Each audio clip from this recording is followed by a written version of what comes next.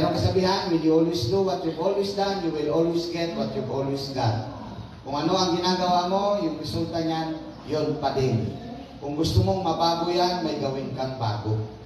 Alright? So yun yun. At saka ako yun nga, huwag tayong mahirati, huwag kang masanay, kasanayan. Masanay ka doon sa yung bagay na hindi pa siya yung maximum mo. Nasanay ka lang ng 50, o kanya sabi mo 10,000 lang yung sahod mo kada buwan, yung pera mo. Kung sa maraming tao okay na yan, okay lang. Pero guys, ang potential mo, hindi lang pang 10,000. You could be 100,000. Pwede? O di i-challenge mo siya, iangat mo siya. Ganun lang siya. Yung skills mo will follow if you know, kung alam mo, kung maiintindihan mo yung gagawin mo. Tama? Ano ang investment na ginawa ko? Nag-invest talaga ako ng mga knowledge ko. Bago ginagawa ko siya kung totoo ba yan, tama ba yan. Yung mga nakita ninyo dyan, lahat yan, mga pinag-aralan ko yan. Kung totoo ba yan o hindi. Kaya yung sasabihin ng iba sa iyo, hindi ka niyan, di ba, prior nitong nakita nyo siya, posibleng hindi ka, anong tawag niyan, aware, na yung palang may kasama mo ay mayroong kinalaman sa buhay mo. Kaya ka nahirap ngayon kung yan yung mga kaaway mo yung sa paligid mo, negative vibes yung binabatuyan niya sa'yo. Magkasakit ka, yan. Kaya nga sabi ko ngayon pa lang, kung meron kayong kaaway, batiin nyo na. Kasi yung negative vibes na yung maputol. At saka positive na yung sabihin sa inyo. Alright? Isang karangalan po na makasama ang inyong magiting na administrador, si Sir Palasinde. Thank you so much, sir. Last two, guys. Anybody? Ako na lang, sir. Oh, sige. Red. Ayan, good afternoon po sa ating lahat. Gising pa ba? Gising pa. Di na yata. Hello? Ayan, gising pa. Actually, sir, kanina ko po gustong mag-share. Ako po ay namamangha sa mga narinig ko kanina. Kasi alam niyo naman, kami striving for getting our registration. So, nakaka-experience kami ng struggle because mostly sa aming members ay talagang mga farmers, IPs. Konti lang po ang mga taga-Barangas. So, at may mga members din po kami na nasa malalayo. So, sabi ko nga kay sir, okay lang ba sir na national lang i-apply namin? Kasi may mga kamag-anak kami na gusto magpa-member pero nasa Mindanao, nasa Ilocos, nasa Manila. So, sabi niya, oh, why natin? Wala namang restriction sa ganyan. For as long as yun ang magiging common bond. Residente kayo ng Pilipinas. Diba sir? So, finish ko yun. Pero may kaba kasi baka hindi kayanin. Pero nung nakita ko sa mga kasamahan ko kung paano sila naniniwala sa mga sinasabi namin ni Sir Pidor, nung tinawag ko si Sir Pidor, napakahirap ng lugar ng puntahan. Ang putik, ang lalim, lumulubog, pagtatapa ka hanggang tuhod. Pero dumating si Sir. Palpakan naman natin si Sir. Grabe. Pagdating niya doon, puno, full pack. Di ba, Sir? Ang pagkain nila doon, lot-lot. O, si Sir, first time mo kumain, Sir, ng lot-lot. So, yun yung mga experience na parang nakaka-push pa sa amin lalo. Kasi meron palang mga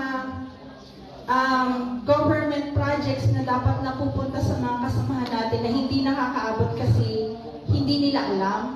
Pero may mga kagaya natin na may alam tungkol doon. So, let us be the way. Diba? Tayo maging daan para sa blessings na mapupunta sa kanila. So, naging challenge yun lalo sa akin na naririnig ko kayo na ngayon pa lang rin ninyo na natututunan yung iba. So, parang batch tayo kasi kami baby pa eh. Bago pa lang kami. So, sa knowledge-wise po, batch tayo.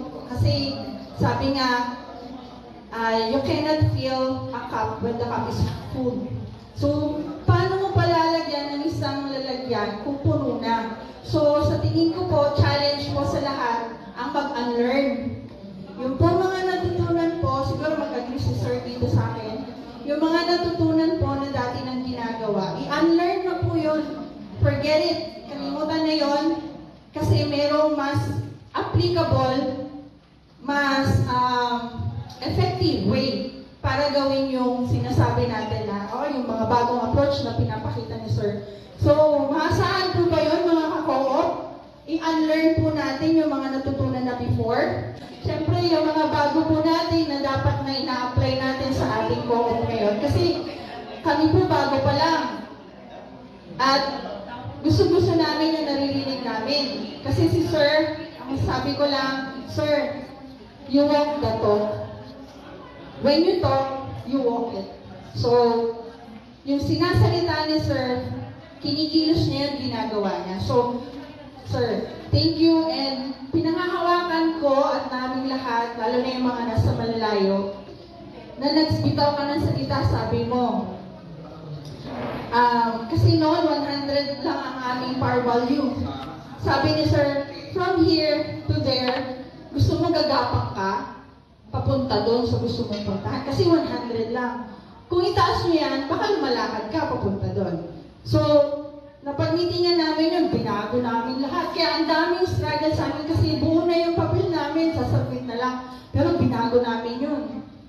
Dahil doon sa mga learnings na natutunan namin kay Sir. So, paano ka move sa 3 years na yan, ang target namin is maging multipurpose kami within 3 years. Paano namin yung magagawa kung nandun kami sa paggapang? Dapat naglalakad kami, then eventually tatakbo with His guidance. So palakpakan natin si Sir Pidor.